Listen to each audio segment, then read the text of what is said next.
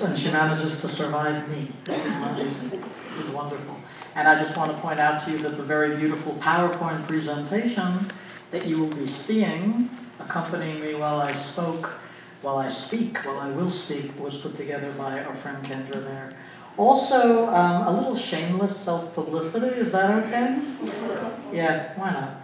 Definitely. So I'm making this really blatant. You see that there, Visions of Hell and Other Underworlds? So that's another lecture that I'll be doing in this wonderful series that Kendra and I have at the Gilbert Library. It's a different vision of hell, I would say almost a fun vision of hell, so if you would like something different, definitely come to that. And that will deal with differences in concepts of the underworld. It is not a depressing lecture. Also, if you are on the Tempe campus, that last activity on December 8th is the one at the Gilbert Library, but if you find yourself on the Labyrinth, that is the Tempe campus, then definitely take a look at the second lecture, Demon Sorrow Charity, Medieval Religious Communities, Lay Brothers and Sisters, and Mental Illness, so interesting angles on things. And if you find yourself walking around tomorrow saying, what should I do? We have an amazing amount of books, which Kendra and other members, other of our colleagues are going to be selling tomorrow for crazy cheap prices. Correct, Kendra? So if you would like something wonderful on the Middle Ages or the Renaissance from all over the world, because as Kendra made abundantly clear to you, I focus a lot on the New World, on the Americas and other areas that aren't always included in that label of medieval and Renaissance. But the books are going to be on everything, and they're amazing, and they range between, what is it, $1 and $10? Okay, so come to the Tempe campus. Welcome everybody coming in from the back. Pour in, file in, sit down. Stop by the Tempe campus right in front of the library. It's going to be right in front of the Hayden Library. And come and buy books for cheap. Okay? So let's have everybody sit down and take a seat. There are plenty of seats up front, please. I do not bite, except when provoked. Welcome to everybody. Nice. Lovely turnout. Thank you all very much for coming. Okay, so we are going to start on the sea lore of old France. And if you're wondering, if you were listening to my friend and colleague Kendra tell you about my biography, you're wondering, wait a minute. She does Latin America, she does Spain, she does Judeo-Spanish, she does, but were you listening very closely? Kendra mentioned to you I also do Celtic. Okay. So those of you who have been with me before, those of you who are first getting your exposure right now, many people know I have a bit of an obsession with Irish folklore. And it's not only with Irish folklore, although it's very strong with Irish folklore. I'm fascinated by the folklore of all of the Celtic countries. And I don't know if you know, but now you do, that when I say the Celtic countries, part of that includes northwestern France. Is that clear to you? So when we talk about northwestern France, we have an amazing area there called Brittany, or Bretagne, right? And Brittany is part of the Celtic countries. And the story that we're going to analyze and take apart in all of its funny taffy-like substance, Melusine, or Melusina, as I grew up calling her in Spanish. We used to hang out together. Melusine, in French. She is a Celtic legend. The Celtic culture includes northwestern France, and frankly it also includes a lot of northwestern Spain. So you'll find the Melusine story, which finally comes into English at the very beginning of the early modern period, or what you can call the Renaissance in 1500, you'll find the Melusine story very widespread throughout the Celtic countries. That means you'll find this story everywhere in Ireland, Wales, Brittany in northwestern France, Galicia in northwestern Spain, but you'll also find it all over England, because once that translation was made in 1500 from Old French and from Old Irish, in which the story had also been written, into English, it became a much loved, if indeed one of the creepiest of all fairy tales. So we have the English language Melusine in 1500, but actually one of the most popular versions of the Melusine legend, and we're also going to be looking at that tonight, is the German version. Because a version came into mid-15th century Germany where the Melusine character became so popular that she became an unofficial saint of the Catholic Church in Germany. And even more interesting than that, following Germany's profound religious schisms in the 16th century, when we had the great and very terrible battles between Lutheranism and the Catholic Church, both Protestants and Catholics in Germany continued the custom, which actually you can still see in rural areas in Bavaria, of leaving offerings to Melusine, who became, in a popular sense, associated with the poor and the indigent. So she goes from being a rather bizarre two-tailed mermaid to being the patron saint, still with her two tails, of the poor and the indigent. She becomes a much loved figure despite her monstrosity.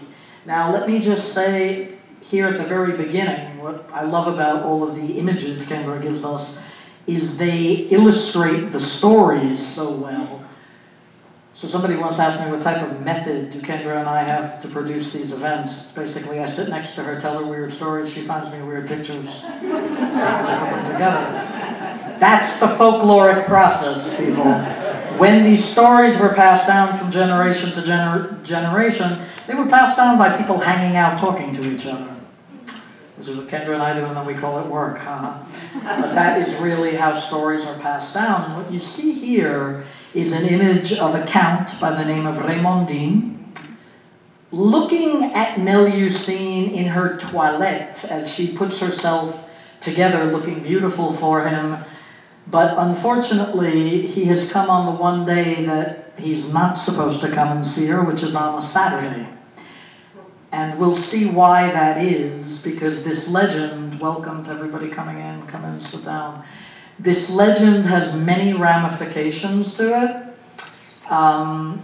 When I was a child, I used to think that there was something vaguely anti-Semitic about the legend. I am of Judeo-Spanish background, what you call a Sephardic Jew, descended from the Jews who were expelled from Imperial Spain in 1492. And every time I would read Saturday, I would think, well, wait a minute, that's Shabbat in Jewish tradition. That's our day of rest. Why is Raymondine prohibited from seeing her on Shabbat? And my questions regarding some of the Jewish origins of the legend fuse with the Celtic origins of the legend, fuse with the Germanic origins of the legend. So we get a story that imbibes from at least 5 different cultures. Okay? There are German elements. There are Sephardic Jewish from the south of France elements. The larger picture is a Celtic matrix from Brittany. There are French elements which are not Celtic, because France, of course, has many nationalities in it. Are you aware of that? To be French is also to belong to different groups. You can be Catalan French. You can come from Languedoc and be French. There are many different ways to be French. So we have elements that come in from Paris, from the medieval storytellers of Paris, and those elements are not Celtic. We have many English medieval elements and English early modern elements. Early modern, folks, think 1492 to the very end of the 18th century. That's usually, maybe you grew up with that being called the Renaissance. I grew up with that being called the Renaissance too, until historians started realizing that you don't call a time period of religious warfare, slavery, and the Spanish Inquisition a Renaissance. So we call it the early modern period. Okay, and there are also many elements from Irish and Welsh legends that have come into the story. This is the glory of the folkloric tradition. Okay, and when the folkloric tradition was dying out in the 19th century, There were two brothers who went around Germany. Do you know who I'm talking about? The brothers Grimm. Literally collecting what was considered worthless stories. Thank heavens they did that, because thanks to the inspiration from the brothers Grimm, we got Lady Gregory doing the same thing in Ireland. We got Nathan Ausubel doing the same thing among Ashkenazic and Sephardic Jews. We got Andrew Lang doing the same thing all over the world, in China and West Africa. Don't let this tradition die. This comes from the oral tradition.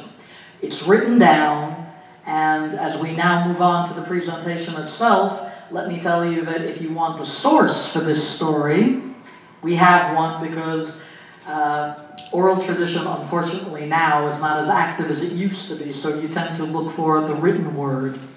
And this story, and poor Raymond's shock when he saw that Melusine's beautiful body ended in a snake-like tail at least one day a week, is to be found in a text by Jean d'Arras. So if anybody's writing it down, if you don't want to write it down, please grab Kendra at the end of this presentation, not physically, that might traumatize her. You know, see her at our table, and she'll give you all the information. Now you can continue to be in touch with us.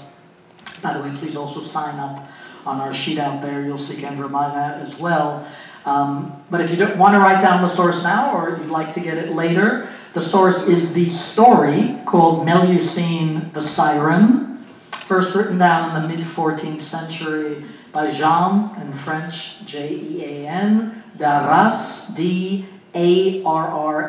That is the first summation of this story that had been rolling around different cultures and different countries, beginning in the Celtic area, rolling around, and ending in the Celtic area, meaning Brittany, Ireland, and Wales.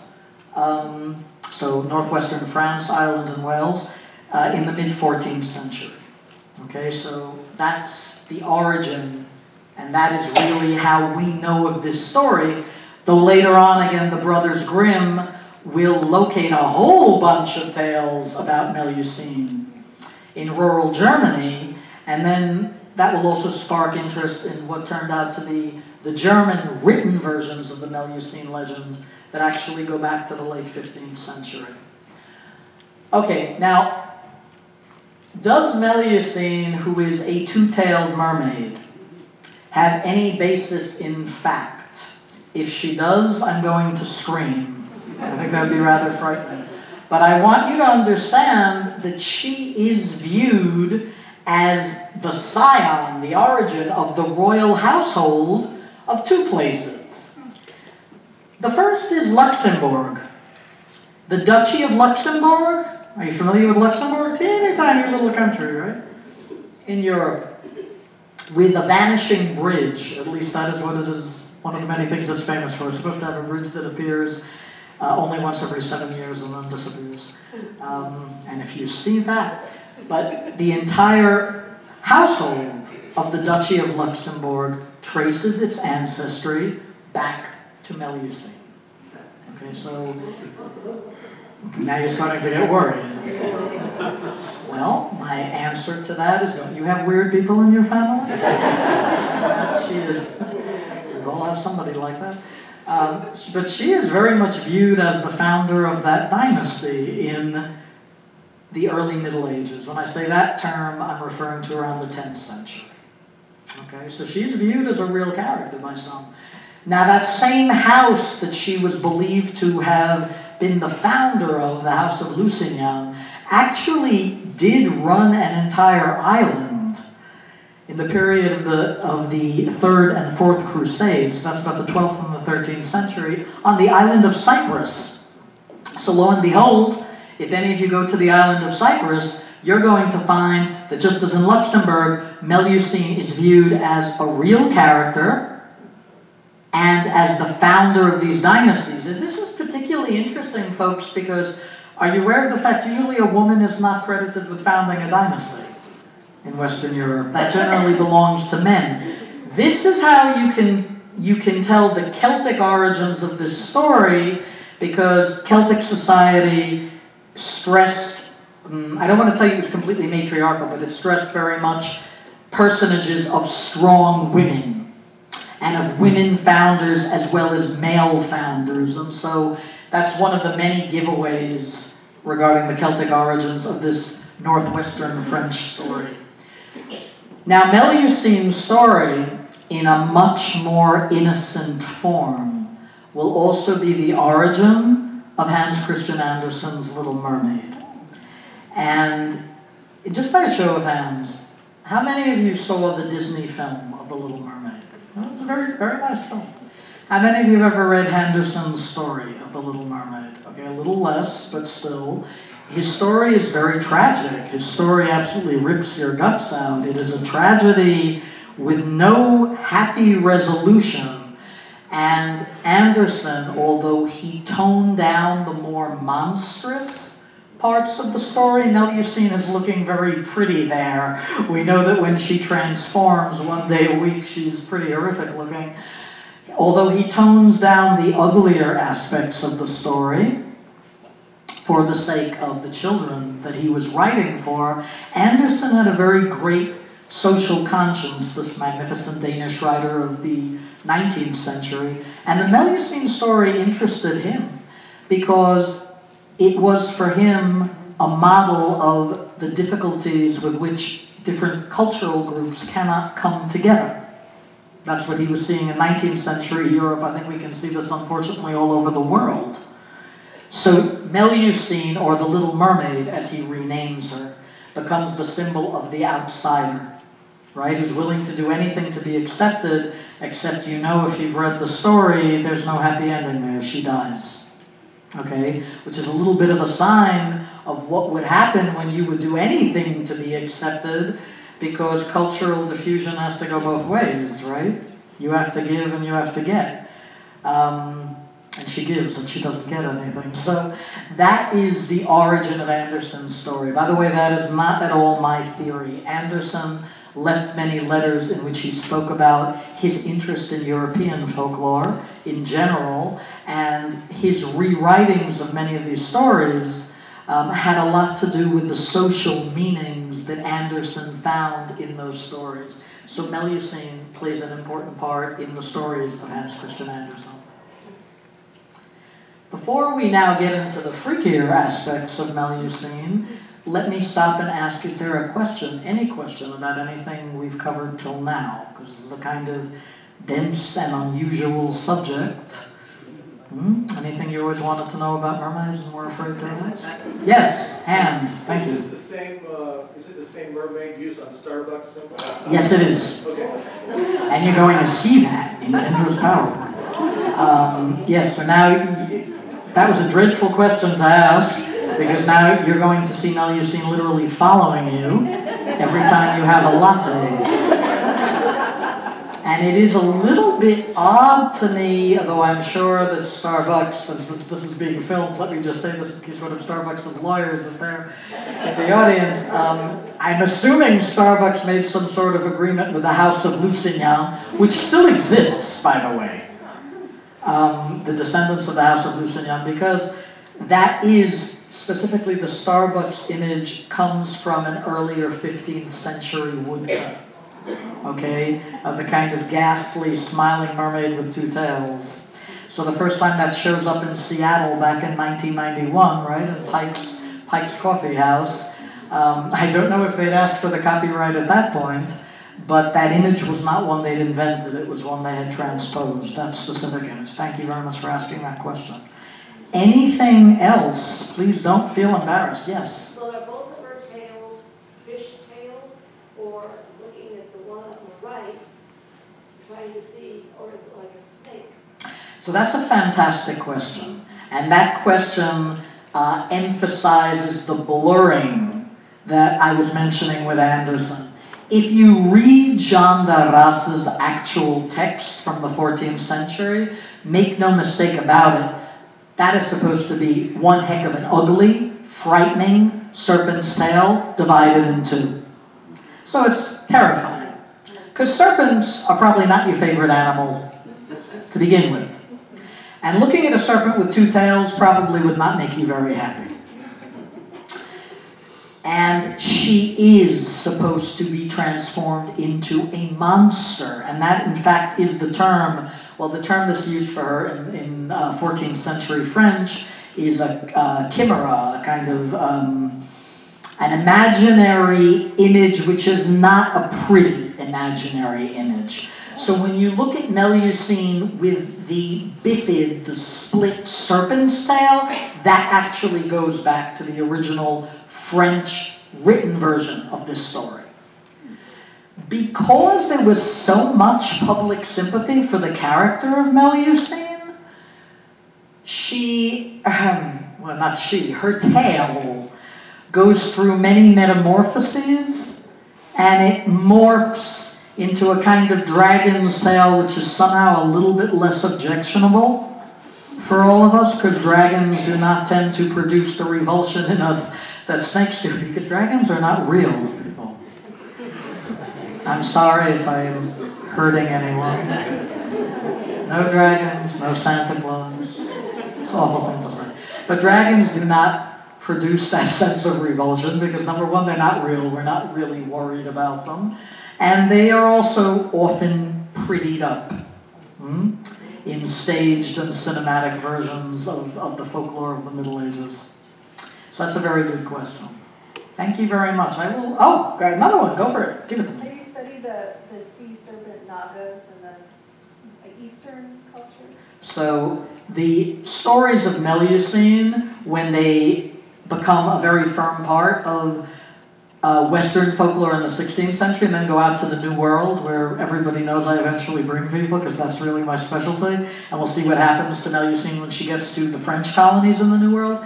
The stories of the Nagas, which are the kind of serpent sirens from India, and also water deities, are taken to the New World because the Portuguese who get to the New World have first colonized parts of India. Remember? Vasco da Gama gets there first. But the Portuguese, like their cousins the Spanish, have a whole large New World empire.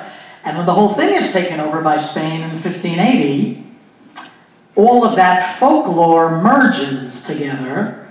And you can go into churches, colonial churches in Brazil, and see images of the Naga that look like Melusine. Because Spain was a big country at that point, and it had taken over so much of the New World, it also was invading French territory. Actually, it was all American Indian territory, wasn't it? It was invading that part of American Indian territory taken over by France. And these stories then become part of the kind of general New World repository of folklore. And so, from India to the New World, yeah, it's kind of amazing. Well, that's the way folklore travels. And the Melusine legend originally, okay, is it a cross between two worlds? Is she a hybrid? Or is she a monster? You know, we're accustomed to using the term monster in a very negative sense, right? It's monstrous. But originally, if you go back to 14th century English or 14th century French, and please remember both languages are very, very closely connected, as you know, because half of English comes from French, right? William the Conqueror sailing across from Normandy to England in 1066. The term monstrous did not mean horrifying. It just meant highly unusual. It's like when we use the word huaca in Quechua in Peru. That was mistranslated by Spain's chroniclers as evil or bizarre. It just means highly unusual. And Melusine certainly is not an evil monster, even when she becomes a monster one day a week. You know what is actually closer to the original term for monster? Are any of you familiar with Sesame Street? Do you remember Cookie? Grover? Right? So I will tell you that Jim Henson actually got it right. Unusual, bizarre, but not necessarily evil. The evil connected with monsters comes to us from 19th century writers like Mary Shelley, who took the idea of the monstrous, which till that point just meant unusual, but it could be unusual and good. Okay, granted, Melusine probably does not look like your average girl.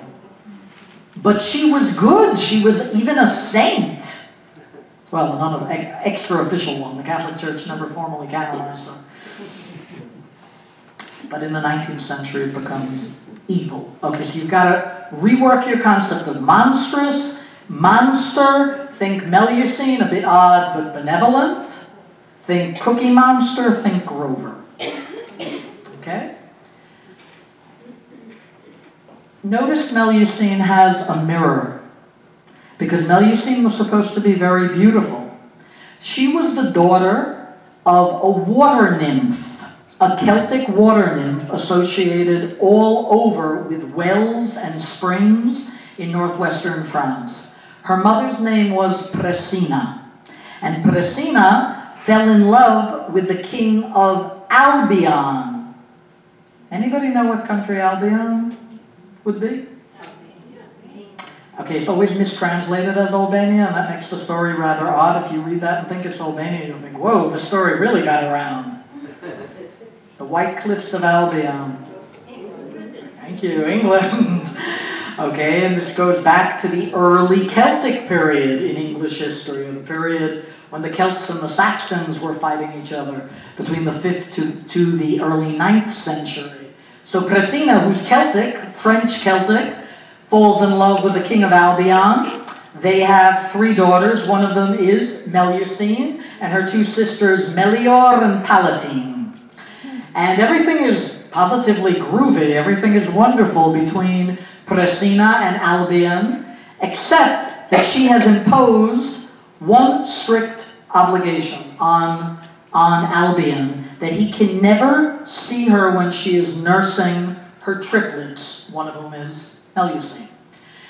I have to point out that whenever fairy folk, supernatural sprites like Pressina, marry a mortal, there will always be these issues involved. Are you familiar with the word taboo? Okay, so there will always be a taboo. There will always be a rule that cannot be broken, and when it's broken, it will lead to dreadful, dreadful consequences. Well, one day Albion breaks in on Pressina, and that ends that marriage. And she takes the 3 daughters off with her to the Isle of Avalon. Do you know that isle from any other place?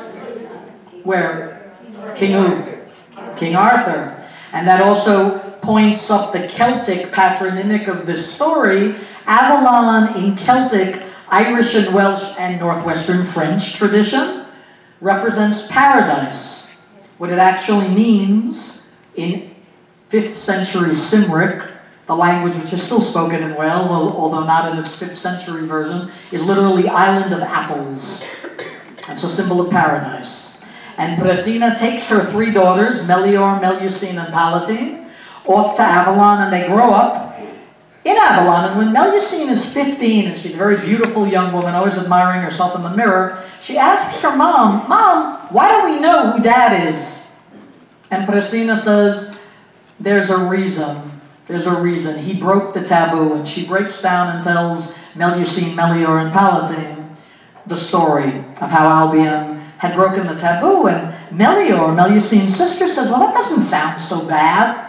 Mom, it sounds like he was curious, nothing more." And Palatine says, "Yes, I think we should see our father, King Albion." And Melusine's very quiet. She doesn't say anything, because Melusine is actually confabulating some type of revenge. And the next evening, at twilight, think of twilight, crossroads, times which are considered portals to a kind of supernatural world. Melusine goes off and finds the king of Albion. Yeah, she shouldn't have done this. This is her problem. She was a little too impulsive. And she takes the king of Albion and walls him up in a high tower to punish him for having hurt her mother. Now this is interesting. She goes back. Look at what the story tells us about human relations. She goes back to Avalon thinking that her mother will be very pleased with her, right? See, you know, I punished our dad for not listening to you. Instead, Pressina flies into a rage. She's a rather unpleasant character in the story. And she smacks Melusine thrice, all right? Always the number 3, another very sacred number, to a certain degree connected with the idea of the Trinity, but remember a lot of these stories are from a pre-Christian era. So they're also connected with the idea of the Morrigu. In Celtic tradition, the 3-headed female muse, or shall I say rather 3 female muses stuck together who revolved as though they were one body. She slaps her 3 times and she says, Melusine, you will never be forgiven for what you have done to me, and your curse will be double.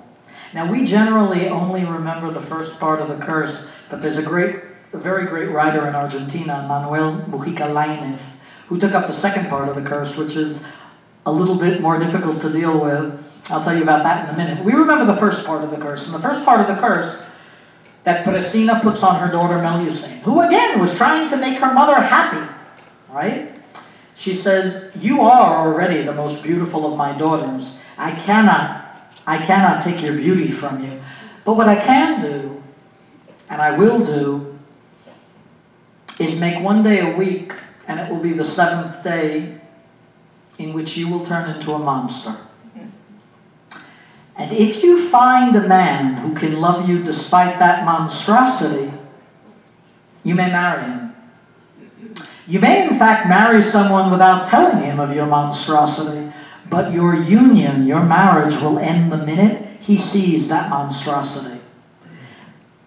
And so she gives Melusine the horrible curse of the serpent's tail. So now take a look at the first. We have the first image, which is a bit nicer. The second image is both more sexual and more creepy. Yeah? Because there you see the beautiful woman with a really snaky tail. Now, because Presina was a water nymph, and they went off to the Isle of Avalon, Melusine and her sisters live in the water, but Melusine can also live on land because for 6 days a week, she's a human being. One of the curses given to her other 2 sisters. One is to be walled up in a castle until the end of days. Presina's kind of the mother from hell. And the other one is to become invisible altogether. So she is not a nice woman. Manuel Mujica Lainez, the Argentine writer, wrote about the second curse that Presina gives Melusine, because when Melusine is going through absolute torture because of this horrible curse, she cries out to her mother and says, Mother, I will do anything for you. Please give me another body. And this is the part that our writer, Mujica Lainez, takes up. Presina appears and she says, Melusine, you want another body? Okay, I'll give you another body. And she gives her a man's body. And she leaves her with a woman's spirit in a man's body. So this is very much torture. So I think we're in agreement. Presina's a really nasty character? Okay. Think of the meanings of this story in terms of mother-daughter relations. Right? It's a tragedy Sigmund Freud never analyzed this story, because I think more than many of the stories he did look at, there's a lot of food for thought here. And these are very unresolved and very unhealthy relationships. Well, we have the Monstrous and the Beautiful, and Count Raymond, or Raymondine, of the house of Lusignan in France, from the city of Poitou, and the German knight whose name is never mentioned, but he's the one that Melusine should have run away with. Okay, what are we looking at? Well, Melusine grows up, you know, and she's a spectacularly beautiful woman except one day a week. And so what she does, she leaves the Isle of Avalon and she goes to inhabit all of the wells and creeks and anything connected with water and the coastline of Brittany in northwestern France.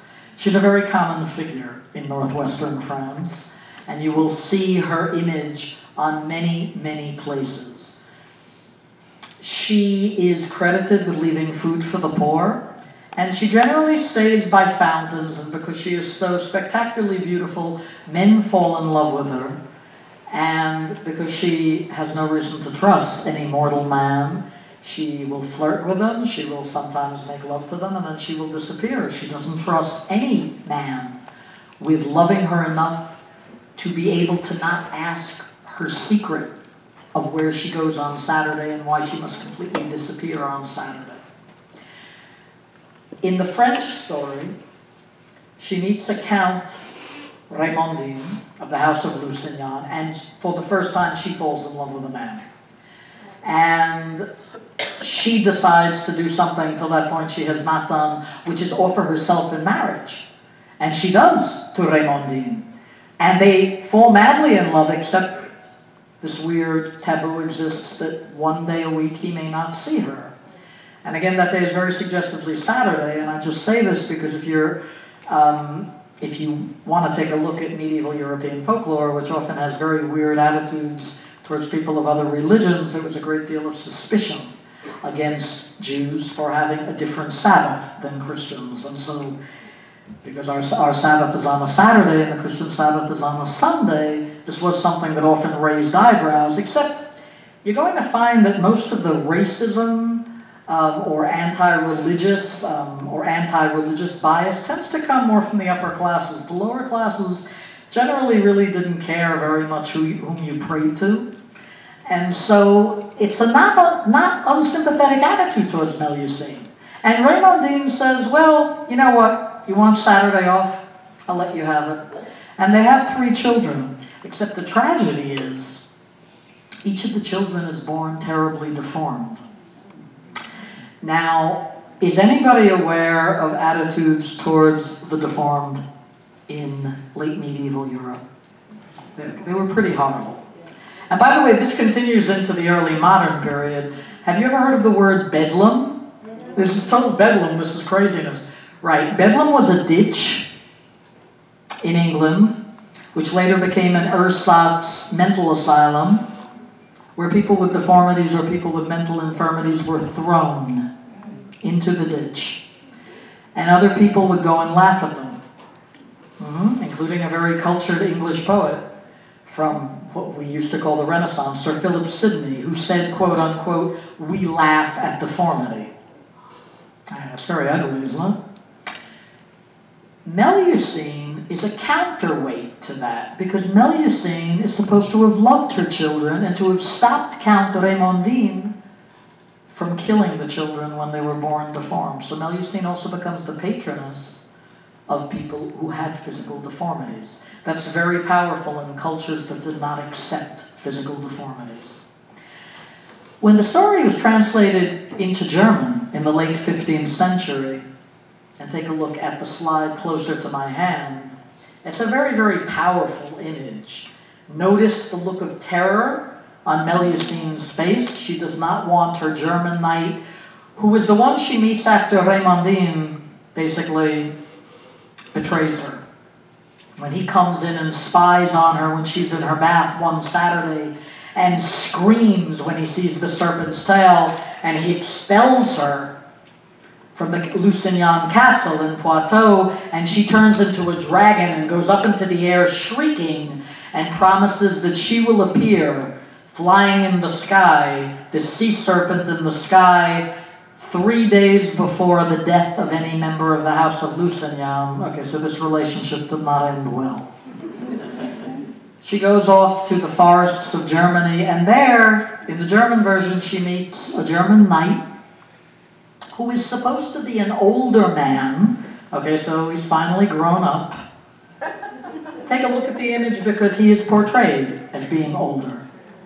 And although he is horrified when he accidentally sees Melusine transforming into the 2-tailed serpent, unlike Raymondine, he decides to keep her and to be a good husband to her.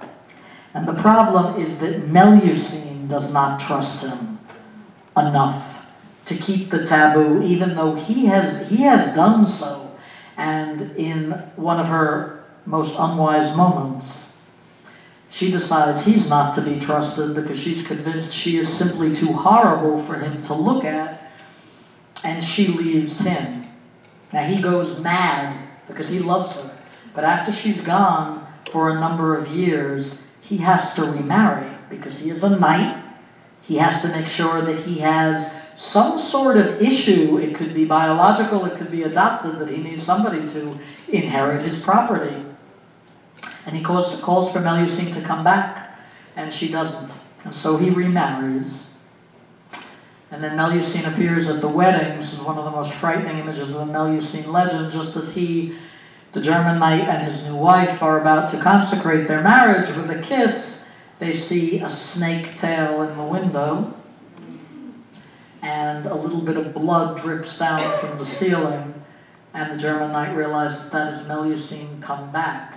And this is a very moving story, and I think it takes us a little away from the popular folklore and brings us to the possible author of the story, whose name I will give you afterwards because I mispronounce German horrifically. But it's a writer from the city of, and I'm going to mispronounce this too, Thurborg, T-H-U-R-B-O-R-G. And I think this is more his poetic license because it's quite beautiful and it's quite different from the rest of the story. The German knight goes outside and sees Melusine sitting threateningly on the rooftop and says, Melusine, my dear, you know I always loved you and you abandoned me. Would you kill me now in death? Would you leave me with no sons? He said, I wanted to adopt your sons. You didn't allow me to do that. Are you going to kill my bride? And Melusine realizes she's made a mistake. She's becoming as vengeful in an unjustified way with this young woman as her mother was with her. And so Melusine leaves her German knight with, I think, the saddest goodbye. That's not Auf Wiedersehen, right? Because Auf Wiedersehen, we see each other again. This is just so long. And she disappears forever. But all throughout Germany, there are wells consecrated to her that continue to be consecrated to this day. Okay, so she's a very interesting character in terms of representing the eternal outsider. Now, this part of France, northwestern France, Brittany, is very, very different to the rest of France because it is Celtic. The Celtic tradition of Brittany places it as the resting place of Arthur's magician and prophet and advisor. Who am I talking about? Merlin. Exactly. Because Brittany is the place where the sea nymph Nimue, or the sea nymph Vivian, or by some tokens, Melusine's two sisters, Melior and Palatine, seduced Merlin and walled him up in a rock in Brittany, which is still shown to tourists as the rock where Merlin is sleeping. But Merlin has to sleep a certain amount of years because Merlin, I don't know if you know this, lives backwards. So he's supposed to have been born at the age of 10,000. He gets younger every year, and he will supposedly wake up and move that rock in Brittany when he reaches the ripe young age of 100. So this is an area steeped in Celtic folklore, and in the Western Celtic tradition, the tradition of the west of Ireland, the northwest of France, and to a certain degree Wales, the Western Ocean always plays a very big part.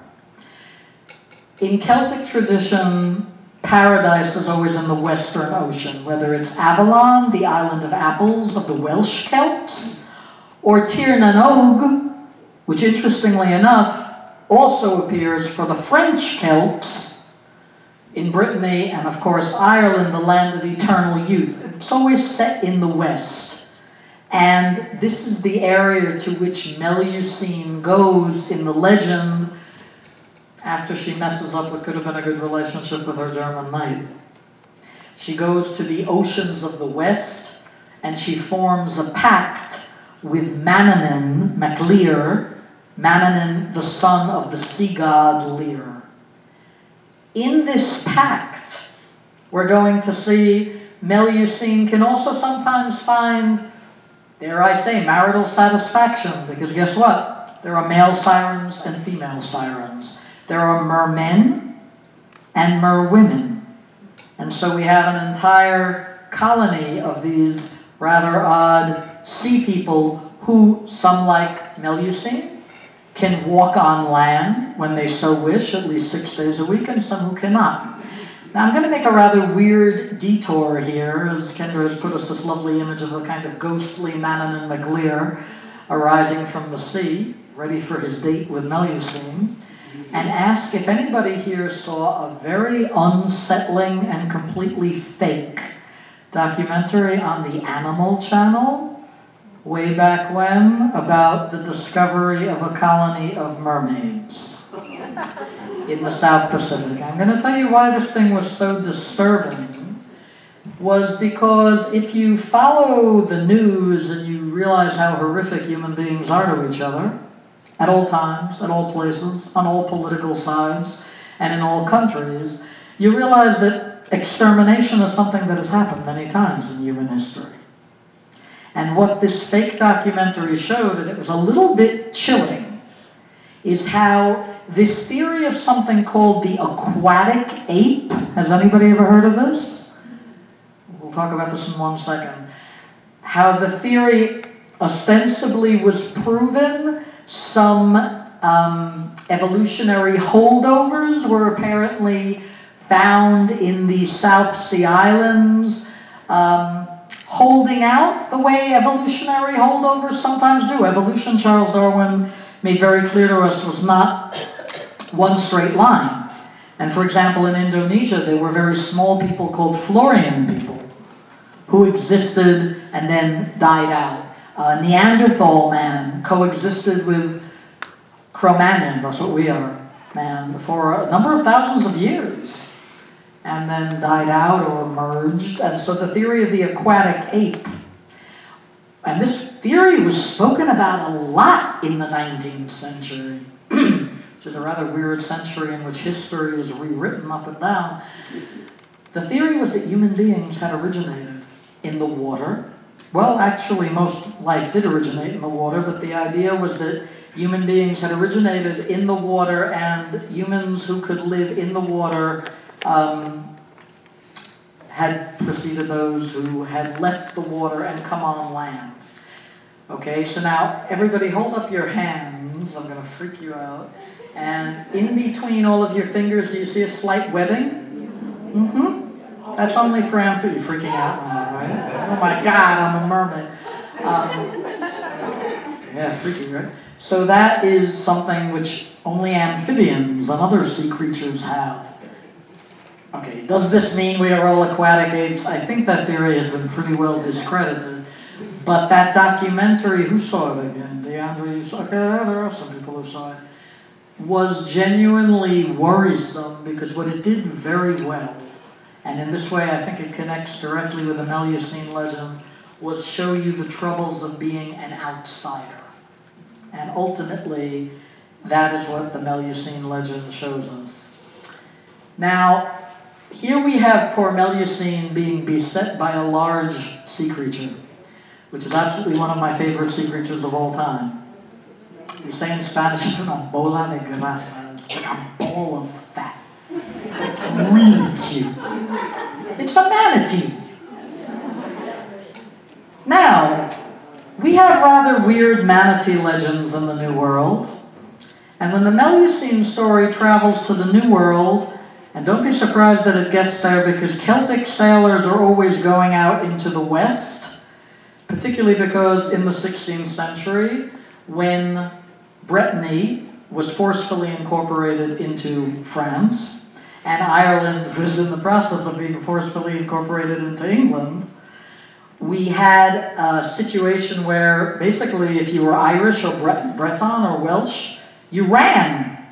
You ran to the West, you ran to the New World. Sometimes you got into the same ugly situation in the New World you were in the Old World, but you were looking for freedom, which you often didn't find, but you tried. So Celtic sailors carry their folklore with them. And all sailors, I ask forgiveness for anybody here who was in the Navy, but all sailors in the early modern period looked at manatees as though they were women. Looked from afar at manatees as though they were women. Because the manatee has breasts, because it's a mammal, it suckles its young, And it has a kind of mooing coo sound. Don't ask me to imitate a manatee. Although, Kendra, you can do a manatee. Sometimes when you get Kendra in the right mood, she'll do a manatee sound for me. But what I am getting at, folks, is that often sex-starved sailors would see manatee colonies and fantasize about them being mermaids. I'm going to try not to get into that more because the ramifications of it are a little bit upsetting. But when you are a manatee for 3 months, the manatee starts looking pretty good. That was awful. So, there are native mermaids. I'm talking about them as though they really exist. In the Americas, many of the native peoples, including the Mayan Indians, and even the Aztecs, who were much more landlocked, and the Inca Indians in the Pacific, in the mountains of Peru, who also went across to the Pacific, to Easter Island, they had their own stories of women who were half human and half fish or half serpent. And when the Melusine stories travel with Breton and Irish sailors to the New World, the traditions will fuse.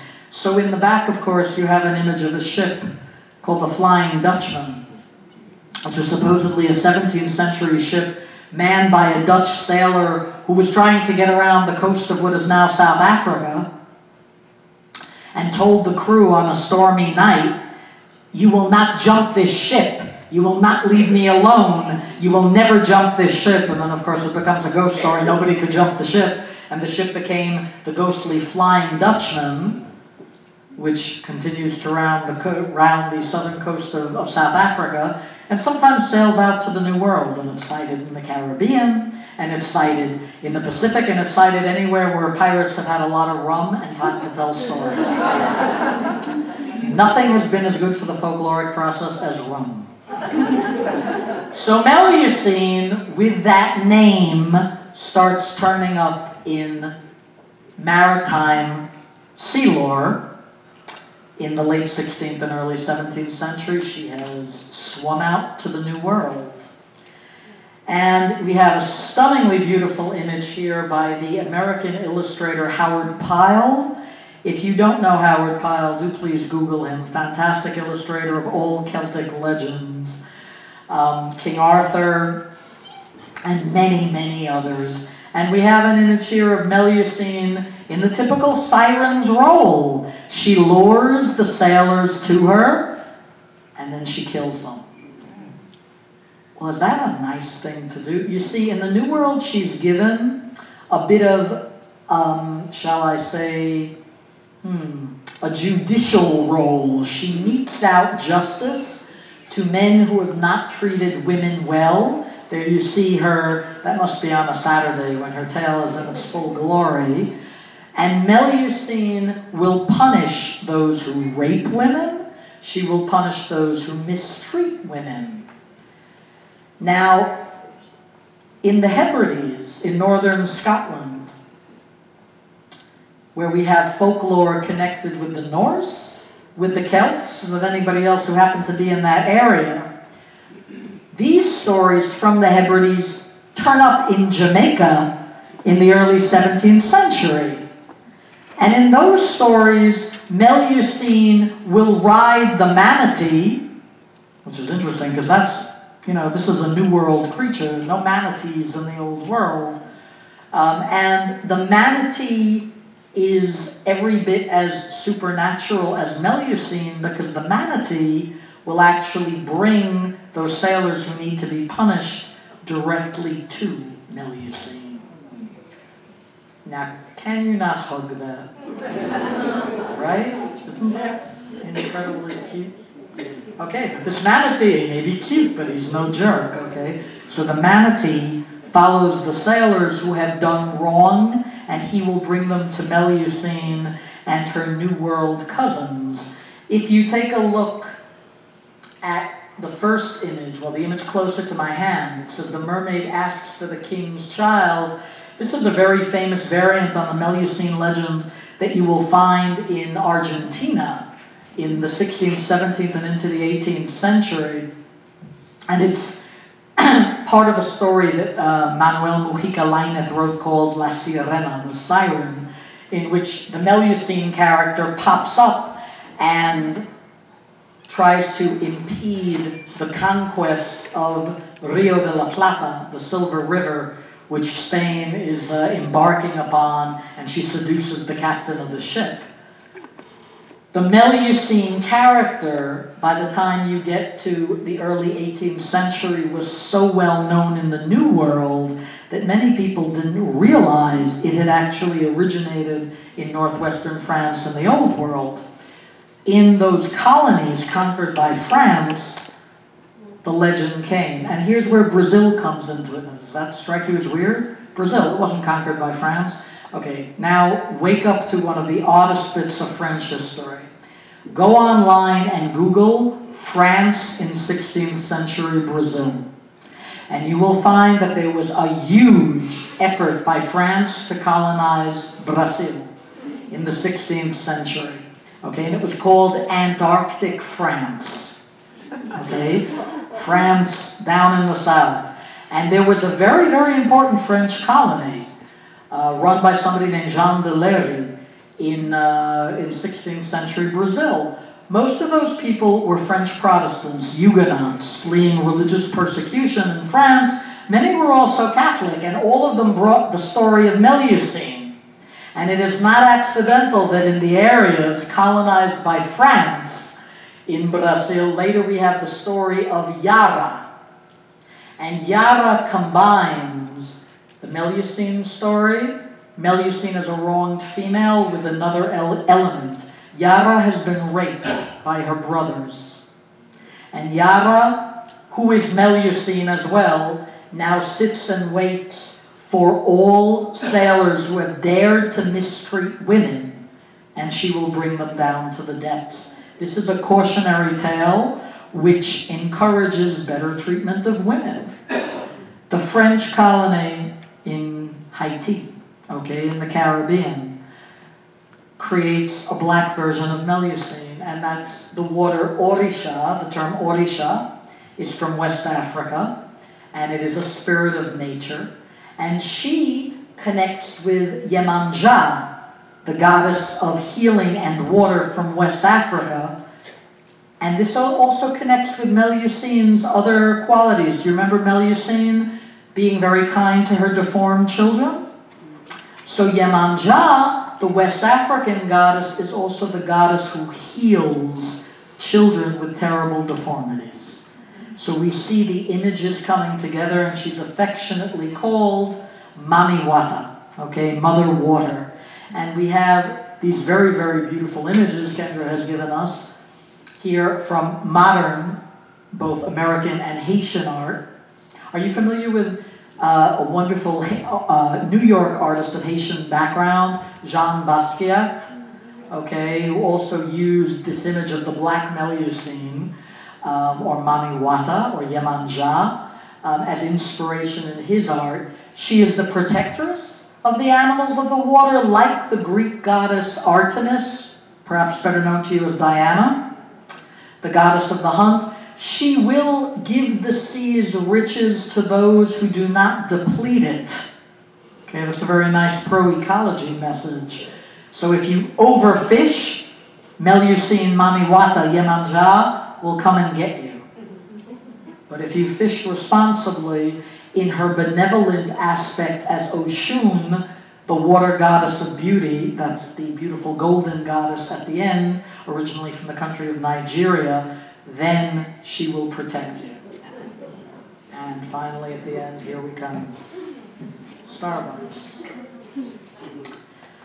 They didn't invent that logo, and their first coffee shop in Seattle in the early 90s used this two-tailed mermaid.